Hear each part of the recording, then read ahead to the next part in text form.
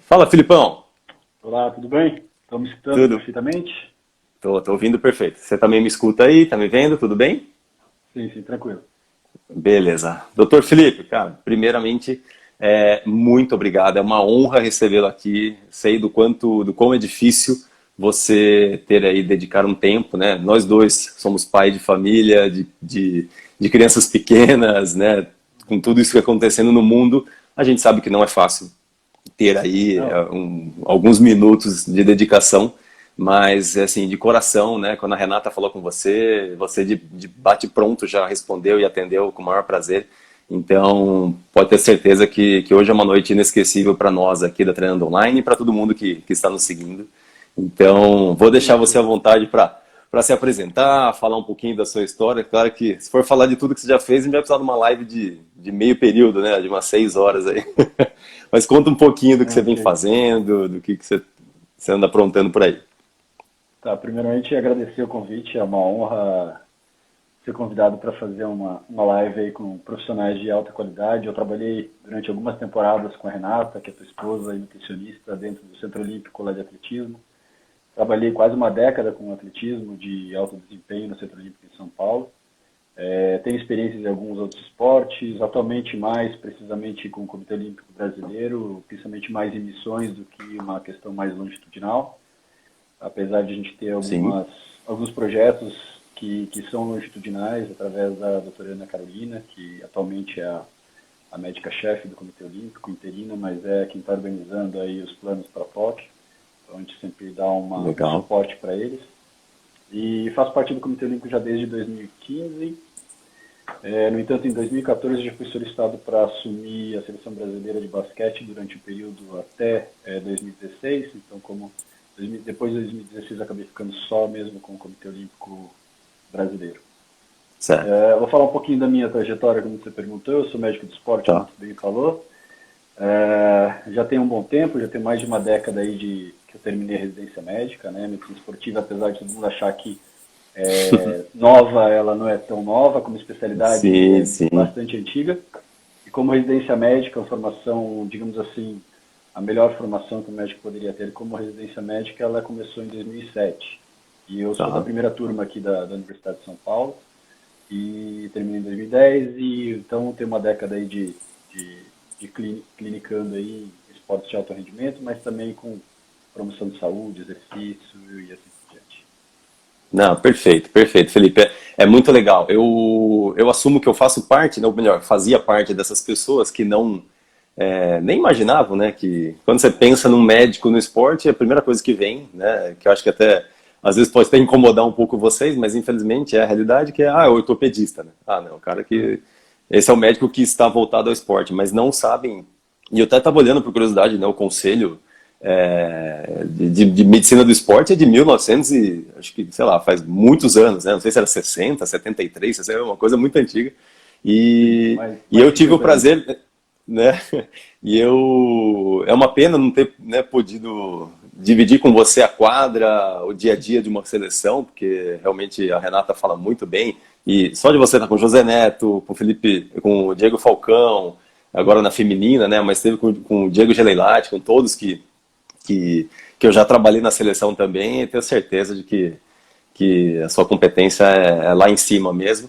E eu sou muito fã do trabalho do médico do esporte. Quando eu conheci o Bruno Magnani, né, o Bruninho que está no São Paulo, é, os outros médicos com quem eu acabei trabalhando também na seleção de basquete, foi muito legal. E ver que, cara, um olhar de médico, né, um olhar da medicina para algo que está todo mundo junto, né? Desde o preparador físico, do fisioterapeuta, de um possível fisiologista, quando a estrutura é um pouco maior, né? Que tenha investimento. E isso é muito, né? Todo mundo falando da mesma coisa, apesar de que cada um tem uma formação diferente, mas é muito legal como agrega, como soma. E isso, infelizmente, ainda é muito novo, né? Assim, você vê que são ou seleções ou grandes clubes que têm a estrutura de uma equipe interdisciplinar, mas eu acredito que hoje está mudando bastante isso e a galera, né, conhecendo, se convencendo do papel do médico do esporte, eu acho que é muito legal. E eu vou até aproveitar então, já que que eu falei um pouquinho, que você pudesse explicar, que aqui, né, como eu dei na abertura, a gente tem treinadores, temos atletas, profissionais de educação física que não são do esporte, mas e muito jovem, né, muitas meninas da ginástica rítmica também nos seguem, e talvez não façam ideia, né? Então, o que o médico do esporte, assim, qual são as principais funções e competências? Só para a galera entender um pouquinho do que é, por favor. Essa é uma pergunta bastante complexa, porque nossa área de trabalho realmente é bastante ampla, né? Eu acho que para responder melhor essa questão para vocês, eu vou tentar falar em 30 segundos ou um minutinho sobre o que a gente passa durante a residência médica. Então, o que a gente o que a gente precisa desenvolver durante os 3 anos obrigatórios de uma residência, e tem gente que faz 4 anos, depois faz um quinto. Então, mesmo após a faculdade, tem bastante coisa que a gente precisa. Acho que o ponto-chave na medicina esportiva é, como tu falou, que a gente é treinado ou colocado para saber trabalhar em equipe, né, mais do que qualquer outro médico. Eu sei que não é fácil. Médicos, de modo geral, são pessoas complexas, como qualquer profissional da área da saúde, mas nem sempre estão capacitados ou treinados, ou o ambiente de um trabalho coletivo em equipe, normalmente ele é fluido. E eu acredito que, como médico do esporte, eu acredito que outros médicos do esporte que tu já até citou o nome do Bruno, a gente tem a capacidade, ou a gente foi treinado um pouquinho mais para saber quando falar, como falar, de que jeito a gente vai abordar um problema ou outro problema. Mas voltando a falar da formação, nós somos basicamente clínicos, tá? Todo mundo acha que nós somos cirurgiões, então o que diferencia muito de que a gente acha que todo mundo acha que a gente é ortopedista, nós somos clínicos que também atuamos na parte de lesões, ou da parte osteomuscular. Felizmente ou infelizmente é uma parte que eu gosto, é uma parte que eu acabei estudando mais, a parte de lesões em si, mas como eu falei, como clínicos, nós somos então clínicos gerais. Certo. E a gente já passa um ano basicamente da residência falando de clínica médica, mas a partir do segundo ou do terceiro ano a gente acaba falando sobre fisiologia do exercício, acaba falando de princípios de treinamento, fala da parte de saúde mental, a parte de nutrição esportiva.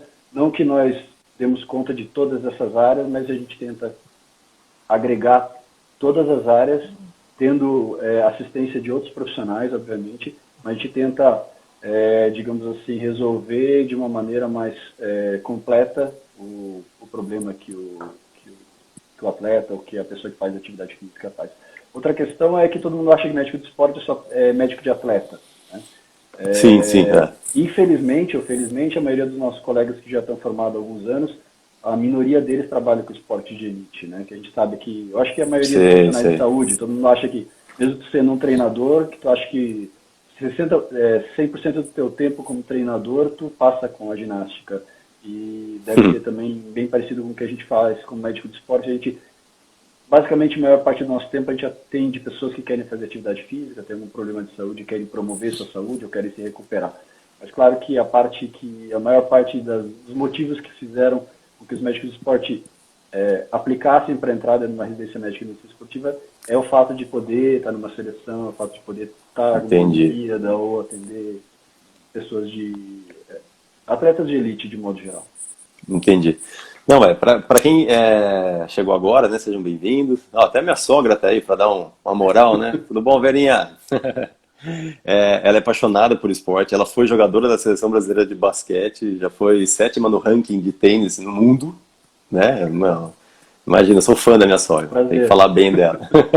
E para quem não, né, chegou agora, o Dr. Felipe, ele já navegou aí, já migrou em várias áreas, né, de tanto masculino quanto feminino, em esportes individual, em esportes coletivos.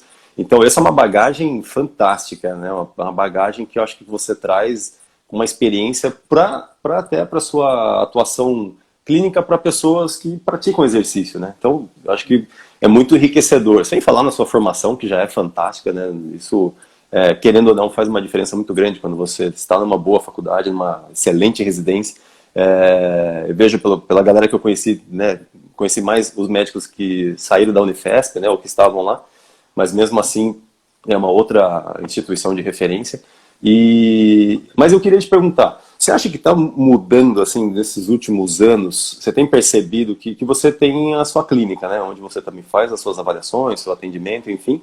Você acha que tem mudado um pouquinho, até as pessoas estão, ao invés de falar assim, vou começar a fazer exercício físico, preciso ir para um cardiologista. Ou não, hoje a galera já entende que fala, não, vou para o médico de esporte, que não só ele vai me avaliar e ver se eu tenho condições ou restrições, mas ele tem um olhar para o exercício que ele pode até me indicar talvez uma atividade mais apropriada para essa condição que eu estou.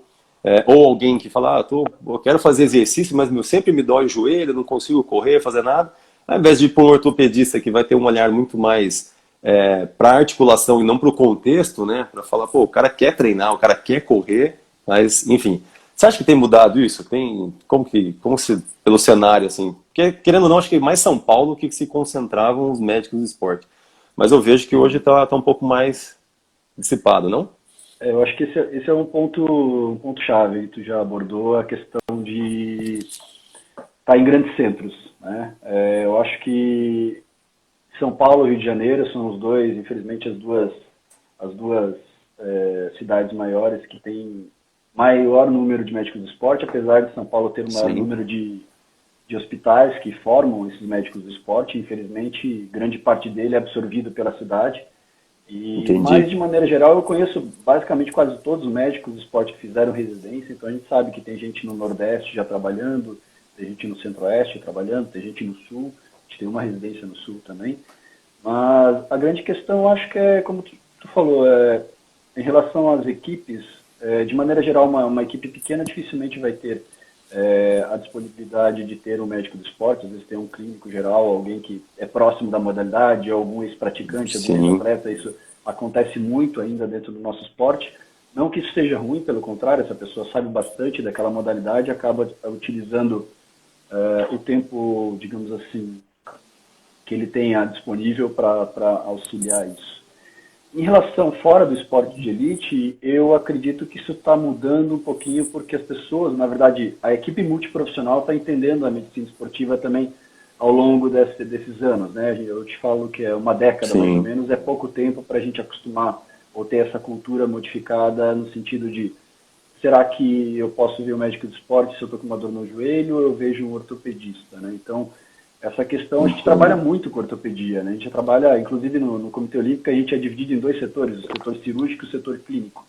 O setor clínico é basicamente a Entendi. medicina esportiva, com as especialidades dando retaguarda, e a ortopedia dentro da Sim, parte cirúrgica em si e da parte ortopédica de lesões que são passíveis de ter cirurgia. De maneira geral, para o público geral, a medicina esportiva ainda é bastante, digamos assim, incerta, porque tu pode ir no médico do esporte que não tenha nenhuma afinidade com a parte osteomuscular e ser basicamente uma pessoa que está fazendo a parte de fisiologia e de nutrição esportiva. Tem muita gente entendi. migrando para essa área da medicina esportiva, da parte de nutrologia, do esporte. Eu vejo isso, obviamente, a nutrição é muito Hum, apelativa no sentido de ter mercado para isso. Então, a gente tem vários nichos, né? Eu até posso citar, entendi. existem 5 grandes nichos na área da medicina esportiva. A parte de traumatologia, de lesões esportivas, a parte de clínica, que é de lesões de doenças associadas ao exercício, então, digamos assim, uma artrose, um diabetes, uma hipertensão, que é indicado fazer uma atividade física, poderia já Sim, ir direto com vocês para o treinamento esportivo, mas muitos médicos não têm a capacidade de saber quando que dá para indicar, o que indicar. Então, a gente trabalha muito com a fisioterapia pré-personal e com o personal tá. propriamente dito em doenças crônicas. A parte da fisiologia do exercício, também tem muita gente que está indo para essa área. A nutrição esportiva, que também é uma área que eu acho que nos últimos 5 anos aumentou bastante. Eu acho que a Renata pode falar muito melhor do que eu sobre essa parte que tem até o mercado realmente está crescendo bastante em relação a isso. Eu vejo meus residentes que vão saindo da residência. Esqueci de falar, eu sou assistente da residência médica do GACEN, então eu recebo os residentes todo ano. Já faz Tá, 10 anos que eu legal. trabalho com os residentes, com estágio oficialmente comigo, pelo menos uma vez por semana, durante o dia inteiro. Então a gente tem uh, essa noção de como que a medicina do exercício está desenvolvendo dentro do país, né? Não só do país, Entendi. internacionalmente também ela é basicamente bastante parecida. Na Europa, Canadá e Austrália é bem parecida, Estados Unidos um pouquinho mais diferente do que a nossa realidade. Entendi.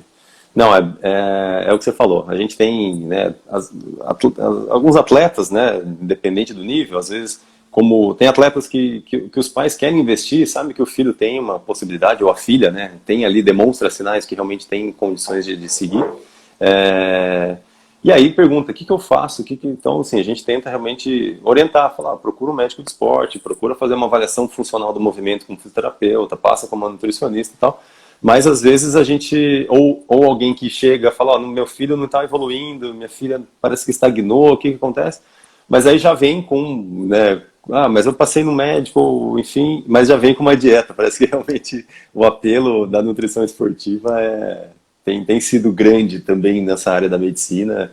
Não, às vezes nem é médico do esporte, sim endocrinologistas, né, que acabam também migrando muito. Então, a gente, pelo menos eu vejo isso muito acontecendo. Mas legal, Filipão, acho que é uma coisa assim, o que a gente tem aqui, né, até um exemplo recente de uma atleta do interior de São Paulo, que teve uma lesão, enfim, não sabia o que era, mas aí vai num PS, né, num pronto atendimento, passa por um ortopedista e tem ali uma microfratura, enfim, mas tem uma fratura. Aí já coloca o gesso, passou 3 semanas e no retorno ao médico falou, curou a fratura, pode voltar para o treino. Que é algo que jamais a gente faria, né? Ficar 3 meses, 3 semanas imobilizado e você já voltar. Essa visão que é o que o médico do esporte tem completamente diferente, né? De um ortopedista que também nem, além de, é um ortopedista clínico, não sei se é assim que chama, né? Não é do esporte, né? Então, acho que o médico do esporte ele seria fundamental. Pena que ainda tem muito, né, o que evoluir, o que avançar por várias questões, né, no nosso Brasil inteiro. Mas eu acho que quem realmente está nos assistindo, que tem seu filho, sua filha, e você quer, quando tudo isso passar, fala, não, eu vou investir, né, na carreira. Tem um menino que começou com a gente que é do tênis. O menino parece ser talentosíssimo, muito bom, e a gente... Tá tudo bem aí? Voltou? Voltou, né? A Voltou. gente tem orientado, falei, meu, vamos investir, tá fazendo um treinamento, mas logo mais eu vou te indicar, ou alguém que você me passe, né, o contato para atender. Ele mora em Caxias do Sul, né, então talvez seja um pouco mais difícil, mas que precisa fazer, e eu sou o mais a favor, né. Acho que hoje acabou, a não ser que a pessoa seja muito cabeça fechada, de eu ser treinador físico, mas você é médico de esporte, e você fala, pô, João, acho que, precisa melhorar a potência, acho que a resistência não tá legal desse atleta, e eu jamais vou me ofender com isso. Falar, pô, que legal, ele tá vendo alguma coisa que ele avaliou pela experiência, e isso vai agregar, e a gente soma, né, as condutas, elas podem ser muito melhores, e eu acho que é isso que quem é da área que está me assistindo sabe que Não, com e essa certeza, experiência, na, cara. essa experiência na seleção brasileira foi muito legal. De fazer as reuniões com o treinador, com o físico, com o psicólogo, com os assistentes técnicos, o preparador, e o médico tem uma voz muito ativa, né? Isso é muito legal. E graças ao Essa trabalho de questão, vocês. o que a gente fala hoje, eu acho que isso na medicina está mudando muito, né? A gente tinha, ou tem, na verdade, uma cultura um pouco hierárquica e vertical no sentido de quem detém o poder da decisão em um certo momento, né? E, na verdade, hoje, não só com o atleta, mas com o paciente em geral, o bom profissional é Sim, aquele profissional que coloca todas as possibilidades que a gente tem de enfrentar um determinado problema e a decisão final normalmente é do paciente ou é do atleta. Então a gente dá as condições, por exemplo, nesse caso uma microfratura, a necessidade de imobilizar ou de fazer tirar a carga somente e deixar ele num cast que a gente chama, num RoboFoot, alguma coisa mais fácil sim, de ele conseguir fazer fisioterapia durante as 3 semanas, talvez seria a melhor indicação. Isso é uma suposição, eu não vi essa atleta, sim, mas sim, é uma suposição. De maneira geral, os ortopedistas, tem muito ortopedista bom aqui, eu posso falar com propriedade aqui em São Paulo, que tem formação em medicina esportiva, com pós-graduação, até tem título de medicina esportiva, que já está mudando bastante essa questão, né? Ainda aquele pessoal que é mais antigo, que na verdade o sujeito veio com uma queixa para ele, para de fazer tal coisa e está resolvido o exato. problema. Né? E a pessoa se deteriora no sentido de saúde, e a saúde mental do sujeito também fica pior e cada vez mais deteriorada no sentido dessa lesão e da saúde geral da pessoa. Mas isso que eu estava falando em relação a quem decide, ou dessa atenção que tu falou em relação profissionais que sentam junto para tentar resolver um determinado problema, é o que a gente chama de a decisão deve ser compartilhada. Então, eu dou a minha Exato. visão, você dá a sua visão, o nutricionista dá a sua visão.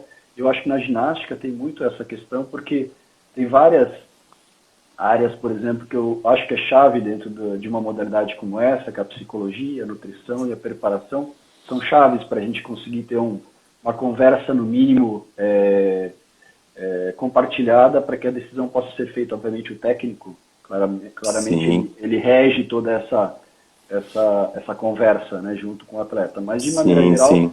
eu não vejo mais aquela questão do atleta mesmo, sendo aquela coisa passiva, o médico que sabe, ou o psicólogo que sabe, Ah, ou eles vão sim, decidir, exato. vocês sabem o que é melhor. Não, existem essas e essas opções, isso aqui vai ter risco disso, os prós e os contras de cada decisão.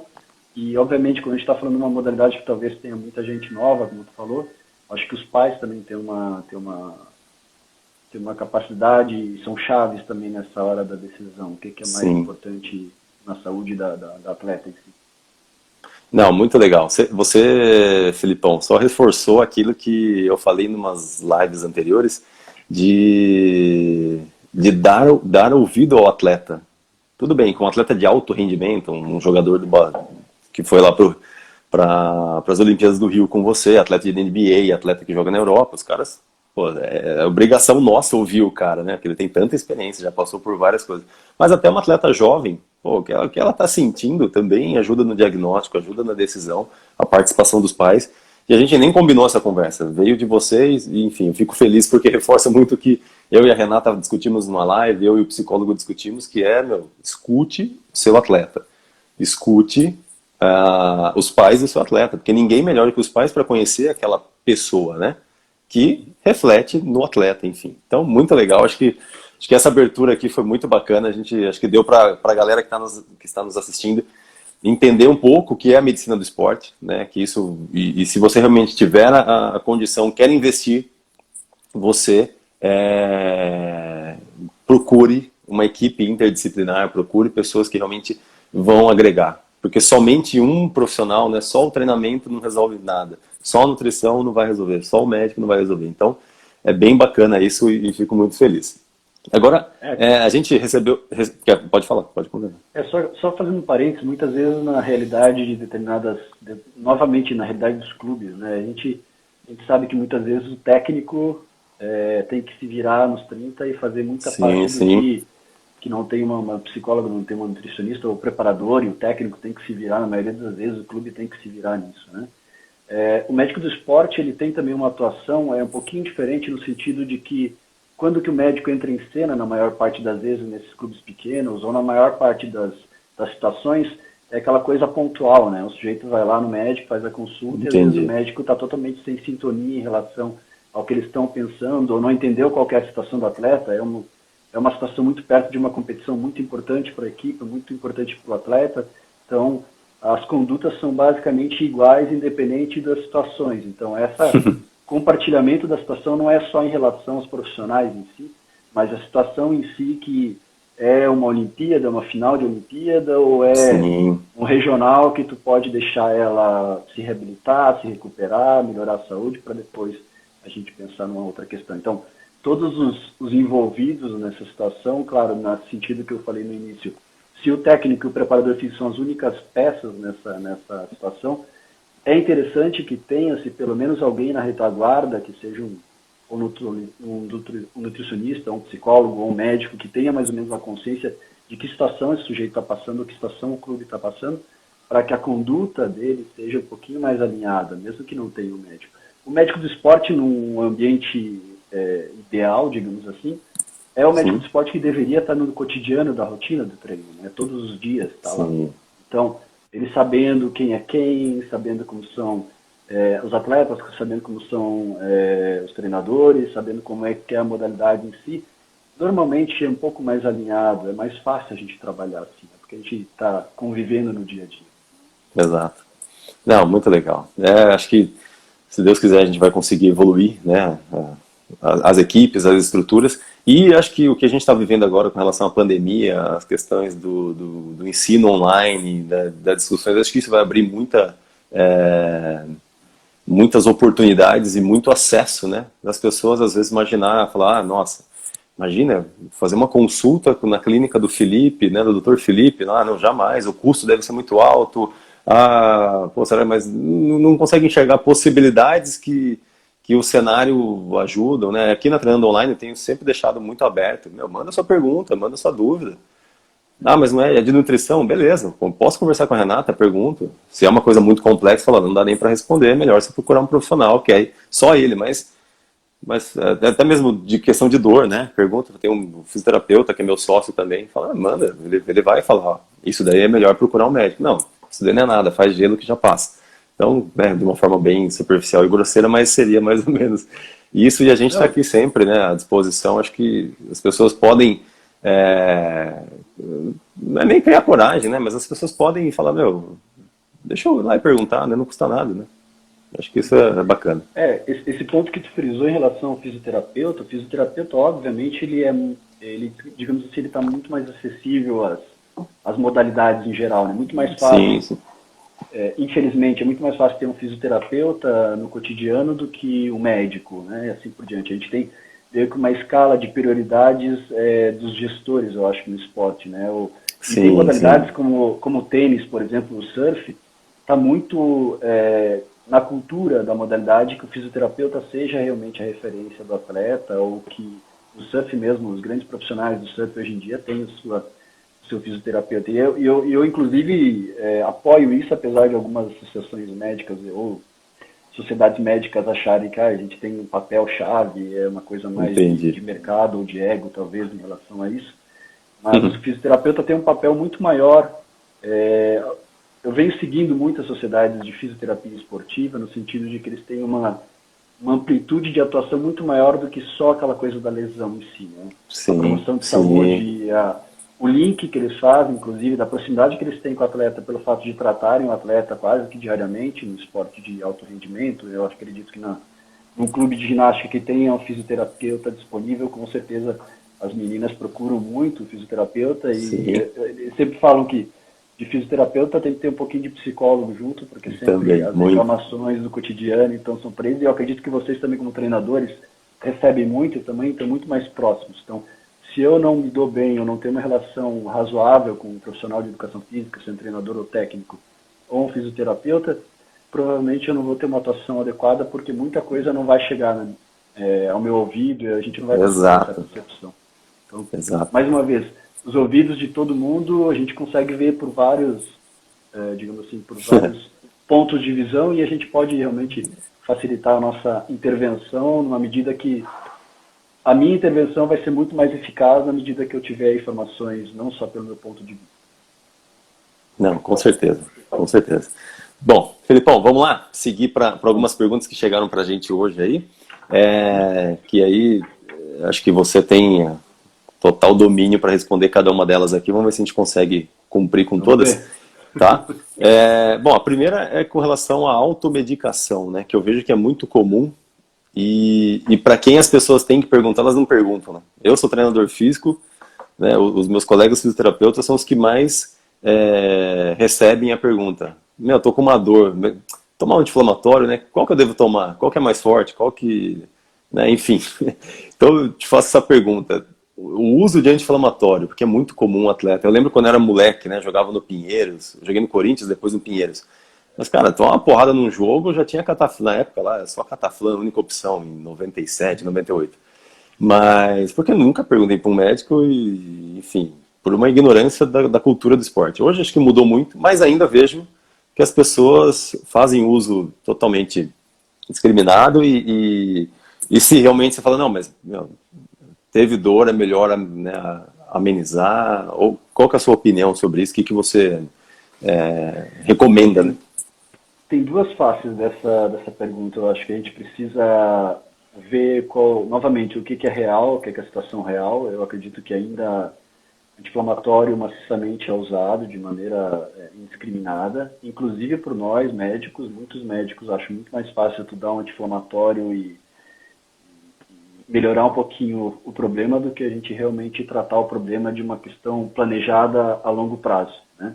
Claro que em pontos chaves ou em pontos, digamos assim, onde realmente tem uma dor aguda, não tem como fugir um pouquinho do tratamento da dor, mas aí sim a gente amplia esse mundo do tratamento da dor não só para o anti-inflamatório, mas analgésicos simples, quando bem usados, são bem efetivos, ou outros meios que a fisioterapia mesmo pode fazer, ou a massoterapia também tem um papel importante, ou mesmo exercícios educativos, como também analgésico. A gente sabe que hoje exercícios isométricos, por exemplo, que é uma questão bem básica para várias modalidades, tem um efeito analgésico agudo e pode ter esse efeito prolongado só pelo fato de o sujeito ter aquela sensação de você tem uma tendinite, uma tendinopatia, digamos, patelar ou de Aquiles lá embaixo, e na Sim, medida que tu esquenta, que tu começa a treinar, ela some. Então é essa a lógica de uma analgesia tendínea, digamos assim. Claro que essa dor sim. ela é fora de um tendão, existe uma necessidade de uma avaliação mais pormenorizada. Mas de maneira geral, eu sempre passo a bola para o atleta, de modo geral. Tá. Ou para outro profissional que tem acesso ao atleta mais fácil, no sentido de tentar, através de uma história bem breve, saber do que a gente está enfrentando. Se é uma dor muscular tardia, se é uma dor pós um trauma, se é uma dor articular, que a gente tem algum problema em relação à articulação, que está um pouquinho mais limitada essa articulação. É uma dor no tendão, é uma dor que pode ser de caráter ósseo, como aquele caso que a gente comentou no início da live. Sim, sim. Então, através de uma história, falando agora da pandemia e quarentena, às vezes de um vídeo, de um áudio, a gente consegue mais ou menos direcionar. Eu sei que não é a melhor dos cenários, mas a gente consegue Sim. direcionar. Será que é necessário? De maneira geral, para ter uma ideia, o anti-inflamatório, o Comitê Olímpico Internacional está praticamente proscrito, na verdade, que a gente chama recomendações robustas de que se pare de se usar, porque a longo prazo, eu digo a longo prazo, 1, 2 anos de utilização assim, indiscriminada, isso tem efeitos deletérios em desempenho. Tá? Não estou Ah, falando é? em si, em saúde, mas em desempenho em si. Então, Caramba. modalidades de salto, modalidades de endurance, modalidades que precisam de uma potência muscular adequada. O uso de anti-inflamatório faz com que o teu desempenho caia ao longo do tempo. E também em relação à saúde, o anti-inflamatório também prejudica de maneira geral, apesar de melhorar a dor do tendão, ela prejudica de maneira geral crônica o tendão. O músculo também Sim. fica com propriedades piores do que, apesar de melhorar a dor muscular, ele É. propriedades como a gente chama de armazenamento de energia ou melhora de capacidade de aterrissagem ou melhora de capacidade de absorção de impacto, o anti-inflamatório parece que diminui essas propriedades, apesar da dor ser aliviada por eles, né? Entendi. Existe uma única indicação ainda do anti-inflamatório que é para doenças articulares ou artroses ou alterações degenerativas na cartilagem ou na articulação, que infelizmente o anti-inflamatório ainda está... Infelizmente não, é a única opção que a gente tem, infelizmente, É, né? de conseguir usar ele por mais longo prazo. Eu tenho vários atletas sênior, digamos assim, de basquete, que eu tive muito, É. que que tomam basicamente todo dia ao longo dos últimos 5 anos, mesmo depois de aposentados. Eles não aguentam porque a gente não Nossa. sabe se é porque sobrecarregou ao longo da sua jornada esportiva ou se é pelo uso indiscriminado do anti-inflamatório pós-carreira, e mesmo se tu conversar Entendi. com atletas famosos aí que já tiveram algumas lesões mais graves ou tiveram muitas lesões associadas, a gente vê que isso é bem, bem complexo. Mas é muito difícil. É uma cultura que não é só brasileira, é uma É, né? cultura em geral no esporte. Não, isso é. E é muito ruim. Eu não sabia desses estudos que você mencionou, de que já se tem comprovação da perda do desempenho, né? Então imagina uma atleta jovem, né? Uhum. Que, na ginástica rítmica, que vai ter seu ápice de performance aos 17, 18, 19 anos, mas aos 11, 12, por questão de excesso de carga de treino, de treinar de uma forma não adequada, já faz uso, né, de vários aí para amenizar, para suportar a carga de treino. E você fala, mas pô, competição é no final de semana? Não, não, competição é daqui 6 meses. E já está tipo, lançando mão de, de uma forma de amenizar, né, o sintoma, a dor. Sabe que vai prejudicar no futuro, mas ali talvez seja útil, né, naquele momento, que aí eu não sei também se você concorda com isso ou não, com essa opinião, de que, pô, mas você tem uma competição e realmente você precisa amenizar o foco da dor, aí vale a pena lançar mão, mas não, né, por qualquer dor ou por qualquer, né, desconforto você utilizar o medicamento. Não, com certeza, ele entra naquela mesma situação que eu te falei. A gente pesa o custo e o benefício. Então, Certo? obviamente, eu vou usar um anti-inflamatório se o atleta precisar e tiver realmente incapaz de executar determinado movimento que vai ser primordial para ele naquele momento. E é importante nisso, então a gente fala, ó, a gente vai usar, mas eu sempre brinco com meus atletas, a gente começa, determinadas medicações a gente começa a utilizar já pensando em tirar. Né? Tem várias medicações que se incluem nisso. Não é aquela coisa que tu tem que falar para o atleta, eu vou começar, a gente vai começar a usar e vamos perder de vista continuar com ele porque ele vai ser bom para ti. Não, o anti-inflamatório a gente sempre tem aquele negócio, de 7 a 10 dias. Por que isso? Porque se melhorar em pouco tempo, a gente já tem que começar a retirar ele, diminuir dose, espaçar tempo de administração e a gente verificar ao longo dos dias se a gente tem essa capacidade de já tirar o mais rápido possível. Entendi. Não, top, top. Agora mesmo entrou o Alexandre Leite, que trabalha com Sim, o o Ale? Adriano, né, Sim, fisioterapeuta, o sim, Ale. sim. Xandinho, fala Xandinho, seja bem-vindo. E eu me lembro quando a gente foi para o Mundial 2013, Sub-19, que o Arthur Percos, junto com o Derek, eram os principais armadores, né? Uhum.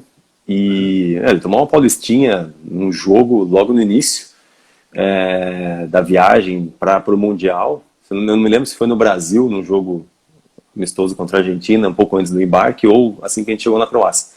Mas o Xande, cara, praticamente os dois só faltavam dormir juntos, porque é o dia inteiro tentando evitar mesmo o uso de medicamento, mas trabalhando muito com todas as possibilidades que existiam ali naquele momento, para ele conseguir voltar em 2 semanas, porque foi algo esmagador assim na musculatura do quadríceps, não me lembro qual, mas tentando minimizar né, os efeitos de só usar na hora H. Falar, agora vai, não tem jeito, tá no Mundial, tem 8 jogos pela frente, então vamos usar, né, não tem jeito. Mas isso é muito legal. Essas competições, sei lá, Pan-Americana, assim, a gente tem 5 jogos em 5 dias. É, Um jogo que a gente joga às 22 horas e o próximo jogo às 10 da manhã do dia seguinte. Então, a gente teve também um episódio com o Benite, né, que ele também tomou a Paulistinha, a gente teve que se virar também para conseguir deixar, porque a gente estava no Pan-Americano, foi no primeiro, segundo jogo também ele tomou a Paulistinha, a gente não o tem como. Adriano, né, acho que foi o Khan que estava na época, o Adriano ficou no Brasil, mas a gente também, eles dormiam no quarto deles realmente para fazer gelo, para fazer medidas de que o edema não piorasse, a gente fez de tudo, ele conseguiu, o objetivo foi alcançado, mas músculo é uma coisa muito, digamos assim, negligenciada de maneira geral, as lesões musculares. Né? Ter uma ideia, é a lesão mais frequente na maioria das modalidades, modalidades que tem salto, mudança de direção, com certeza o tecido mais lesionado e é a lesão mais comum da maioria dos esportes e é aquela coisa de, ok, não precisamos fazer muita coisa porque a gente sabe que isso aí vai melhorar ao longo do tempo. É verdade.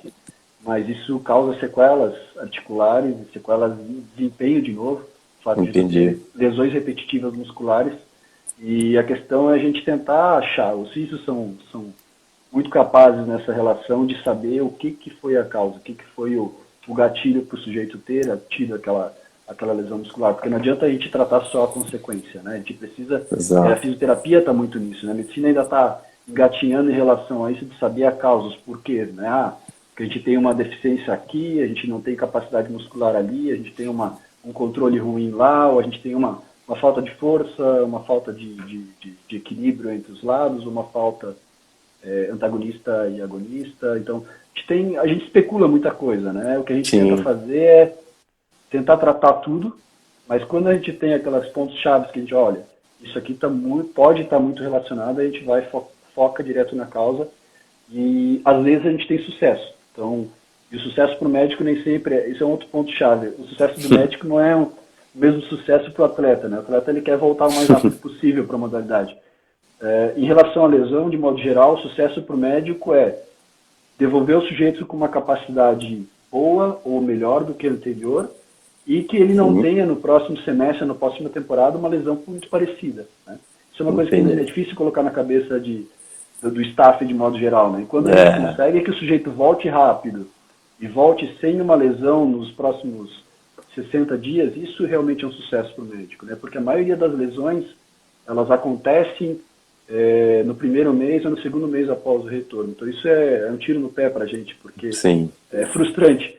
Trabalhou, a fisioterapia trabalhou, todo mundo trabalhou, e daqui a 30, 60 dias o sujeito se machuca de novo e, olha, será que a gente poderia ter segurado um pouquinho mais? Será que a gente tinha que ter feito diferente? Então, isso para a gente é uma questão, novamente, quando a gente está numa situação muito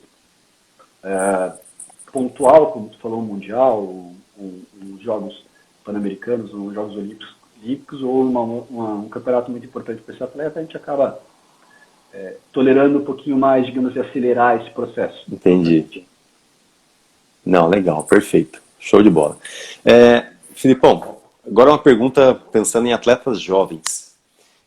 Qual é a recomendação ou qual o caminho que você dá para aqueles pais, né, que têm o seu atleta, seja o menino, seja a menina, que aparentemente ele já passou por um processo dentro daquela faixa etária de maturação biológica, né, da puberdade, enfim, mas ele não aumenta a sua estatura como os coleguinhas da escola ou da equipe, ou enfim.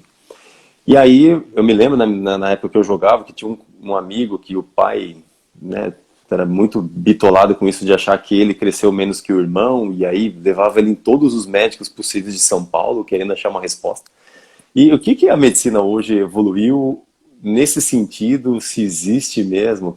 Qual que é a recomendação para aquele que parece que não desenvolveu como deveria? Não sei. Não tem muita mágica em relação a isso. A melhor questão para isso é, novamente, ter um segmento mais longitudinal, ou seja, durante mais tempo, para a gente ter uma afirmação e saber se esse sujeito é um maturador tardio, que a maioria se encaixa nisso, ou é mesmo que tenha um irmão mais alto, às vezes é uma questão mais familiar mesmo, então a gente tem um potencial genético familiar que vai realmente dar tal altura para esse sujeito. Às vezes o irmão passou absurdamente mais e os pais acham que ele também tem que passar pelo fato de o irmão ter conseguido chegar numa altura um pouquinho a mais do que o geneticamente, digamos assim, predisposto, né?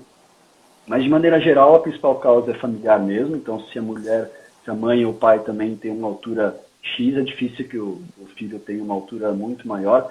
Mesmo que todo mundo ache, mas meu tio é super alto, meu primo é super alto. Quem dá o potencial genético são os pais, o pai e a mãe, né? Então, a gente dificilmente vai sair disso. Obviamente, a gente tem como, acompanhando, sabendo que a curva desse menino, dessa menina, ao longo do tempo e ao longo do ano, está dentro do padrão inicial para ele, depois de 6 meses, está na mesma curva, está na mesma linha, está seguindo, dificilmente isso vai ser uma indicação de avaliação endocrinológica ou avaliação com o pediatra, verificar se tem uma deficiência hormonal. No entanto, quando ele dentro dessa linha, dentro desse gráfico, ele vem numa linha e começa a estagnar ou parar realmente do que a gente esperava que o sujeito iria crescer, aí sim é o que a gente chama na pediatria em si, ele cai para outra linha e isso é uma indicação clara de ser investigado. Né? Isso, claro, eu falo que a maioria das vezes é familiar, mas muitas vezes a gente pode realmente estar se deparando com um caso que realmente é plausível da gente investigar isso. Né? Nas meninas é um pouquinho mais fácil investigar porque tem a questão da maturação sexual e a menstruação, né, a menarca, a primeira menstruação, Sim. e os ciclos regulares ou não dessa menina. Então, isso nos traz algumas informações clínicas adequadas para isso, né? Eu acho que até eu vi uma live de vocês, tu e da Renata, faz algum tempo aí, em relação à composição corporal, que essas meninas também podem ter e podem influenciar isso, né? De maneira geral, as meninas que têm uma composição corporal com IMC muito baixo, que é bastante comum na ginástica, tem uma tendência em ter possivelmente alguma alteração hormonal devido a um déficit energético, que eu acho que a Renata até começou. Exato, que ela falou das redes, né? Ela falou bastante disso. Da deficiência de... Nada mais é que está faltando combustível para treinar e para se desenvolver. Essa síndrome, Exato. basicamente, ela explica muita coisa em relação a essa questão de crescimento e desenvolvimento. Inclusive, é uma das áreas de crescimento e desenvolvimento que a REDS também, a gente precisa, digamos assim, monitorar ao longo do tempo para saber se inclui isso, né? E aí vem outras Entendi. questões em relação à parte nutricional, a parte de se existe alguma alteração como é que se diz, de percepção corporal mesmo, que a pessoa se acha que está magra, se acha que está forte e assim por diante. Isso, a psicologia, a psicóloga também tem que ter um acompanhamento longitudinal e a nutrição também para que a gente consiga Sim. verificar. Será que esse é um outro ponto-chave em relação a, digamos assim, o que eu tinha te falado de causa e consequência. Muitas vezes a alteração hormonal que a gente tem, a gente não sabe se é a causa ou é a consequência. Se a Entendi. gente tem, se a nutrição sabe que existe um déficit energético, ou seja, a menina ou menino não está se alimentando adequadamente ou minimamente para aquela carga de treinamento, e a gente percebe nos exames laboratoriais que existem alterações hormonais, provavelmente essas alterações hormonais são secundárias à baixa de ingesta calórica. Entendi. Então, às vezes eu falo como médico, às vezes a gente faz muito em relação à terapia medicamentosa, achando que a gente vai melhorar a parte do ciclo menstrual, a gente vai tratar, mas a causa base a gente não está tratando novamente. Então, mais uma vez, agora não falando do fisioterapeuta com prevenção de Sei. lesão, mas a nutrição tentando fazer um acompanhamento longitudinal para que realmente essas alterações de crescimento e desenvolvimento, que foi a tua pergunta base, pode ter também um cunho em relação a isso. Então, crescimento e desenvolvimento basta treinar bem, descansar bem, ter uma nutrição básica. Se fizer isso ao longo do tempo, se não tiver nenhuma doença, dificilmente isso aí não vai ter uma recuperação desse crescimento e desse desenvolvimento.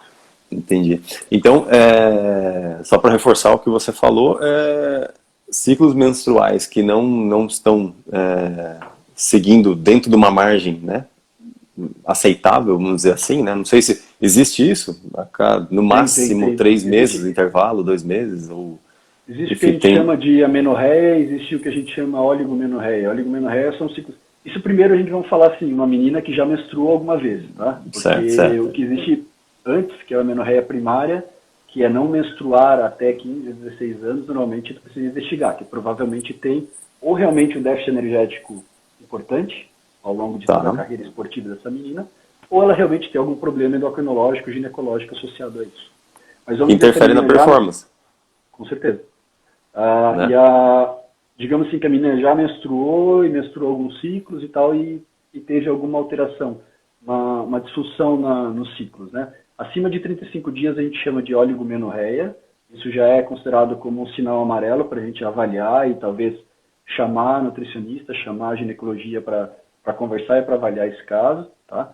Mas Sim. na medida que a gente tem pausas muito grandes, sem ter associação com a medicação, ou seja, 3 meses ou 6 meses sem menstruar, isso realmente tem que acender um sinal amarelo para a gente investigar se realmente é uma questão energética ou se é uma questão que Tá. tem desenvolvimento, crescimento e desenvolvimento, como tu falou, tardio, e está acontecendo isso também junto, a gente precisa investigar com certeza para a gente ver se tem algum problema hormonal ou se é só uma questão nutricional, descanso ou treino. Tá, não, perfeito. E então, até volto a reforçar novamente, você treinadora que acaba, né, como o próprio Felipe falou, o Dr. Felipe comentou que abraça tudo, né, a física, a médica, trabalha até de roupeira, né, às vezes, de tantas coisas que a treinadora assume. Mas isso é importante você ficar de olho, treinadora, se suas meninas aí, né, enfim, como o doutor comentou, né, desses intervalos, se já passou pela primeira menarca, se já passou, se está acima de 35 dias ou se passou, né, 3 meses sem menstruar, já é um sinal amarelo. E aí não dá para esperar uma performance mágica que ela vá fazer tudo perfeito. Tá faltando combustível, tá faltando, né, os hormônios de uma forma, né, coesa, enfim. Então, acho que. E é difícil da atleta partir dela, né? Imagina com uma menina de 16, 17 anos ainda muito retraída, muito tímida, não vai falar, é um tema ainda tabu falar sobre menstruação, falar sobre Sim. sexualidade. Então a treinadora tem de alguma forma, né, buscar dos pais ter essa informação da atleta, né? Porque acho que isso que você falou é fundamental e eu imagino que existam muitos casos, né, que estão fora dessa zona. Eu já vi meninas em outros esportes também que gostam do fato de não menstruar, né? Claro que isso, a gente sabe que tem o fato de a menina ter os ciclos, isso pode influenciar sim no desempenho, o fato de ela ficar menstruando e às vezes cai um período pré-menstrual, um período menstrual perto de uma competição, e isso as ginecologistas são as pessoas mais indicadas para manejar isso, e muitas das meninas já sabem manejar, quando tem tal competição lá, eu sei que eu vou menstruar antes, ou antecipo um pouquinho para menstruar um pouquinho antes, ou realmente tomam a medicação de uma maneira contínua para justamente não ter qualquer coisa durante o período ali pré ou durante a competição, então isso dá para ajustar, mas isso é caso a caso, né? A gente vê que não dá para tomar mesmo a medicação que a tua amiga toma e assim por diante, né? Então cada caso é para avaliar essas particularidades de cada atleta, né? Se a atleta já menstruou, está menstruando regularmente, ou se ela não está menstruando regularmente. Eu tenho pacientes que tomam medicações de uso contínuo, não menstruam 1 a 2 anos, e a gente não tem essa referência, que é a parte boa das mulheres, que ela tem essa ciclagem, então isso demonstra que do ponto de vista hormonal elas realmente estão mais compensadas do que uma mulher ou uma menina que toma um anticoncepcional de maneira contínua, não tem a menstruação e a gente não sabe aonde a gente está lidando do ponto de vista hormonal, e mesmo com medicação, com exames laboratoriais, o fato de a menina tomar acaba inibindo alguns eixos hormonais ou aumentando alguns eixos que aparentemente laboratoriamente também parece estar normal. Então, de maneira geral, a ginecologia, e principalmente se puder ter qualquer ligação com o esporte melhor, a gente tem algumas ginecologistas que são muito boas. Inclusive, se alguém quiser, me manda um direct que eu mando as referências aqui de São Paulo, que tem excelentes profissionais que atuam isso. O COB também tem, o Comitê Olímpico também tem referências bem boas. Eu acho que as meninas da GR já sabem, provavelmente já passaram com alguma delas, mas para manejar essa questão, eu acho que isso é bem, bem importante, porque a gente não sabe. E tem meninas que influenciam a performance e tem meninas que não se importam de não estar menstruada na competição. Então, isso também vai de cada caso, não é uma questão de todo mundo agora vai fazer tal conduta. Entendi. É muito individual. Não, real. Filipão, a gente tem mais 5 minutos só, antes que caia a nossa live. O papo tá muito bom, tá muito legal mesmo. Eu tô adorando aqui, é uma honra ter você aqui. Eu queria, dentro desses 5 minutos, se você conseguir me responder, sobre, principalmente na ginástica rítmica, que é a questão da estética, do apelo à magreza, que querendo ou não, isso conta como ponto, né, na apresentação da série, enfim. Mas a gente sabe que algumas não conseguem atingir o peso ideal, o corpo ideal, por meio da nutrição, por conta das dificuldades que a gente sabe que é, né, seguir um plano alimentar adequado, enfim. E aí muitas, a gente sabe que acabam apelando para laxantes ou estimulantes. Como que você enxerga isso? Se segue um conceito igual do anti-inflamatório, na hora do vamos ver, vamos usar para tentar chegar num peso ideal, ou você fala, não, mas nem que o capeta desça na terra, isso aí é bem visto e jamais utilize, vamos reforçar a questão da alimentação mesmo. Como que é isso dentro do mundo feminino, que é o que mais se tem essa exigência, né?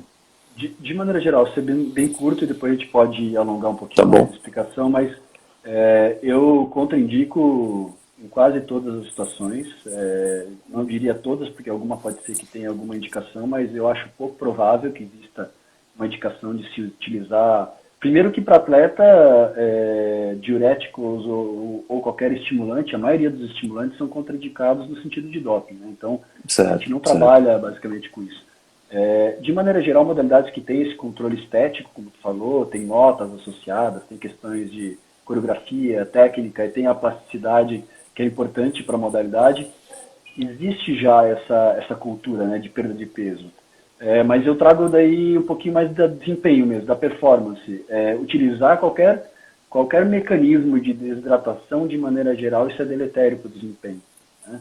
Não só para o desempenho esportivo como um todo, mas a gente sabe hoje que modalidades como a GR normalmente tem uma questão mais de atenção, de concentração, de memorizar em qual lugar que ela precisa estar e tal.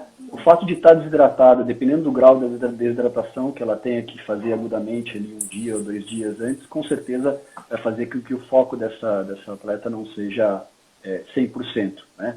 Hoje a gente sim, tem um campo da neurologia que basicamente está associado à parte de concussão, mas eles têm alguns testes de computador que conseguem verificar o quão essa pessoa está capaz de desempenhar, digamos assim, alguma tarefa.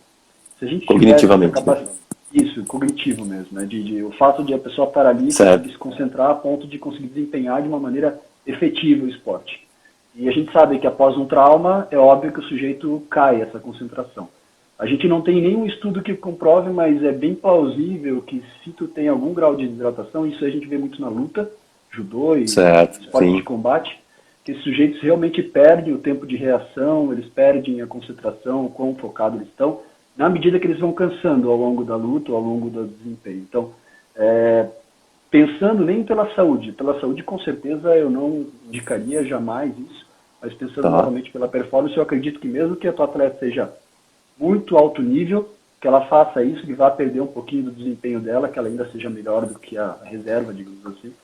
Eu Entendi. acredito que o desempenho dela vai ser ruim, mesmo em atletas que estão acostumados a fazer isso. Tá? Então tem gente que Entendi. em lutas mesmo, isso é cultural. É uma questão mais cultural do que para a saúde mesmo. As pessoas se sentem bem a hora que estão um pouquinho mais magras, parece. Não, legal, perfeito. Pô, Filipão, muito legal, cara. Eu tô muito feliz. Mais uma vez eu volto a falar, é uma honra. Vejo que alguns seguidores entraram aí para te elogiar e eu reforço esse elogio. Muito legal, bate-papo E é uma fantástico. honra. Acaba sendo rápido, né? Você vê que a gente começou, já deu uma hora, que falta um minuto para eu, para eu encerrar aqui e poder salvar. Então, vou Tranquilo. deixar meu agradecimento às pessoas que estavam aí nos acompanhando. É muito legal.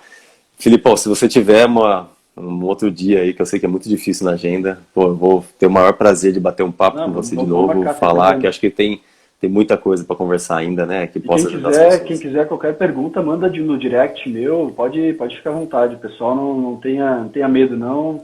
Pode mandar e-mail, tem meu e-mail no meu perfil do Instagram também. Fique à vontade, fique à vontade.